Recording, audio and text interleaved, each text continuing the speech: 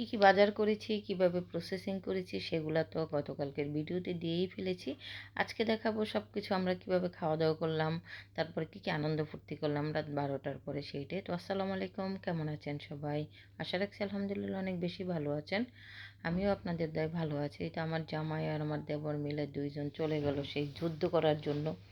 কি যুদ্ধ চলিতেছে দেখেন। আর সেই দিন কি বাতাস ছিল, অনেক বাতাস ছিল, অনেক ঠান্ডা ছিল, আগুন জ্বলতেছিলই না। কেরোসিন কত কিছু দিয়ে তো দিল আগুন জ্বালিয়ে, তারপর আরও কিছু করে আগুন জ্বালাইতে হইলো। আর আমাদেরকে বলতেছে আমাদের অভিজ্ঞতা নাই, আমরা কয়লা কিনতে পারি নাই। যাই হোক, দোষ দিয়েছে, সমস্যা নাই, অভিজ্ঞতা হয়ে গেছে। কয়লাও নাকি শুকনা কিনতে হয়। তো অবশেষে ওরা আগুনটাকে মোটামুটি একটা কভারেজ এনে, আগুন শুধু বাতাসে নিভে যায়, কয়লা ধরতেছিল না। তো অনেকগুলা ড্রামস্টিক দিয়ে তারা পুড়তেছিল, তো অনেক চেষ্টা করতেছিল, ওরা দুইজন অনেক কষ্ট করেছে।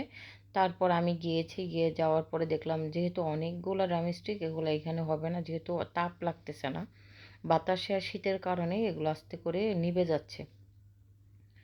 তারপর আমি চিন্তা করলাম যে একটা বিকল্প ব্যবস্থা কী করি। তারপর আমি একটু ভিতরের দিকে যেখানে বাতাস একটু কম লাগে সেখানে নিয়ে আসলাম কারেন্টের চুলার মধ্যে। ভাবলাম যে আমি 80% এইখান থেকে এই করে দেই, এই মানে একটু গরম করে দেই বা একটু ছেঁকে দেই যেটা বলে। তো আমি এখান থেকে মোটামুটি একটু প্রসেসিং করে দিচ্ছি, আর ওরা ওইখানে নিয়ে এটাকে আগুনে পুড়িয়ে মোটামুটি মেহমানদেরকে যারাই ছিলাম আমরা খাবার শুরু করে দিল। তারপর পরোটাটাও আমাদের নিচে থেকে গরম করে বা ছেঁকে আনা হচ্ছিল, তো ওগুলা দিয়ে।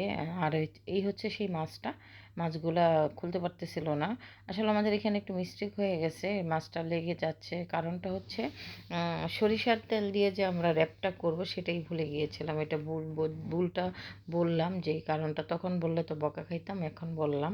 তো যাই হোক, আমাদের মাছটাও নাকি মজা হয়েছিল। তো সবাই অনেক কিছু মিলে অনেক আইটেম দিয়ে খাওয়া দাওয়া করতেছে, মাছ, মাছ, মুরগি, তারপর আর অনেক মিষ্টি ছিল, দই ছিল, সবাই খাওয়া দাওয়া করতেছে আনন্দ ফুর্তি করে। তারপর 12টা বেজে গেল।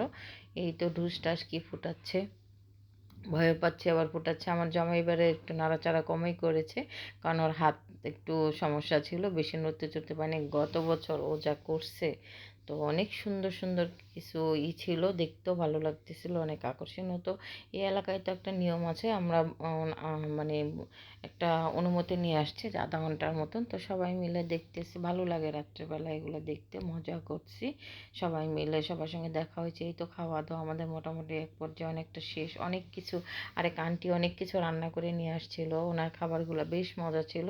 আমরা যাওয়ার আগেই সবাই খেয়ে শেষ করে ফেলেছে। তো যাই হোক, সবাই খেয়েছে যেহেতু, সেটাই আলহামদুলিল্লাহ। আমরাও খাওয়া দাওয়া করেছি মোটামুটি একটু একটু করে। আমি একেবারে 2টা ড্রামস্টিক খেয়েছিলাম, খিদা লেগেছিলো আমার অলরেডি। আমি কাজ করতে করতে অনেক খিদা লেগেছিলো, পরে মামি বললো যে তুমি খাই আসো, আমি এইগুলো ছেঁকে দিই। তো এইভাবে আমরা আমাদের মতন আনন্দ ফুর্তি মজা করলাম, মোটামুটি একটা সুন্দর টাইম বা দিন সবার সঙ্গে কাটালাম, ভালোই লাগতেছিল। তো আর হচ্ছে ভিডিওটা আমি বেশি বড় করলাম না, ছোটোখাটো একটা ভিডিও ছিল। তো এখানে কোনো ভুল ত্রুটি হলে আসলে এটা আমাদের ইসলামে যায় না। তারপরে বাচ্চারা আমরা সবাই মিলে একটু আনন্দ ফুর্তি করলাম এখানে, এইতটুকুই। তো কেউ কিছু মনে করবেন না, সবাই সবাই ক্ষমা দৃষ্টিতে দেখবেন। তো আমার ভিডিওটা কেমন লাগলো অবশ্যই একটা কমেন্ট করে জানাবেন। ভালো লাগলে একটু লাইক দিবেন, আমার পাশে থাকবেন, সবাই পেজটা ফলো দিবেন। আর সব সময় যেন আপনাদের পাশে থাকতে পারি, আপনারাও আমার পাশে থাকতে পারেন, এই দোয়া করিবেন, এবং আমিও আপনাদের জন্য দোয়া করি। সবাই ভালো থাকবেন। আপনাদের কাছ থেকে বিদায় নিচ্ছি। আল্লাহ হাফেজ, আসসালামু আলাইকুম।